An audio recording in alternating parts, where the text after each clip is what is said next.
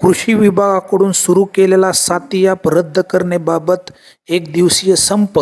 महाराष्ट्र शासनाच्या कृषी विभागाच्या माध्यमातून साथी पोर्टल टू ॲप विकसित करण्यात आले आहे. या ॲपच्या माध्यमातून बियाणे विक्री व कीटकनाशक विक्री करणे कृषी केंद्राकरिता बंधनकारक करण्यात आले आहे. हे ॲप कृषी विक्रेत्यावर लादण्यात आले आहे. यामध्ये अनावश्यक जाचक नियम असल्याने कारवाई होणारे साहजिकच आहे. यामुळे आमचा याला विरोध आहे. म्हणून आज मापदा संघटना पुणे यांच्या नेतृत्वात महाराष्ट्रातील कृषी केंद्राचा आज एक दिवसीय बंद पुकारण्यात आला आहे.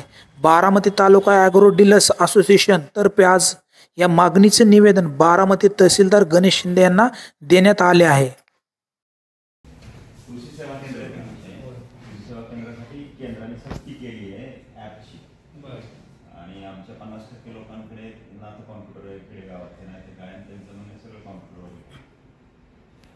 बारामती तालुका ॲग्रो डीलर असोसिएशनने आज राज्यव्यापी संप पुकारला आहे. ह्या मापदा आमचे जे राज्याची संघटना आहे मापदा, त्यांच्या अंतर्गत आम्ही हा संप पुकारलेला आहे.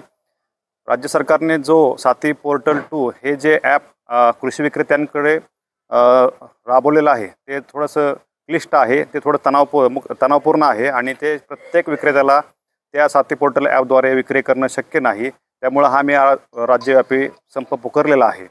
या ॲपमुळं विक्रेत्याचे तोटा होणार आहे आणि त्या शेतकऱ्यालासुद्धा खूप ह्या गोष्टीमुळं त्रास होणार आहे. कारण सहज विक्री करता येणार नाही, कुठल्याही बियाण्याची असो औषधाची असो या ॲपद्वारे सहज विक्री करता येणार नाही. त्यामुळे हे वेळ खाणारी पद्धत आहे. त्यामुळे या ॲपला आम्ही सर्व विक्रेते बंधू विरोध करत आहोत. त्यामुळे हा आजचा राज्यव्यापी बंद पुकारलेला आहे. बारामती तालुका ॲग्रो डीलर्स असोसिएशनतर्फे आम्ही आज सर्व डीलर्स बंधूंनी राज्यव्यापी संप पुकारलेला आहे.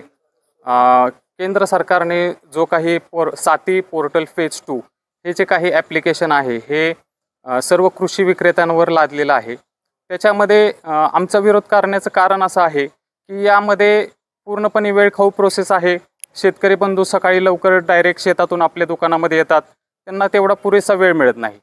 दुसरी गोष्ट अशी आहे की प्रत्येक शेतकऱ्यांना येताना आधार कार्ड आणणे बंधनकारक आहे. तसेच प्रत्येक छोट्या मोठ्या दुकानांमध्ये ऑनलाईन ॲप्लिकेशन्स नाही आहेत, वायफाय सुविधा नाही आहे, लाईटची सुविधा नाही आहे.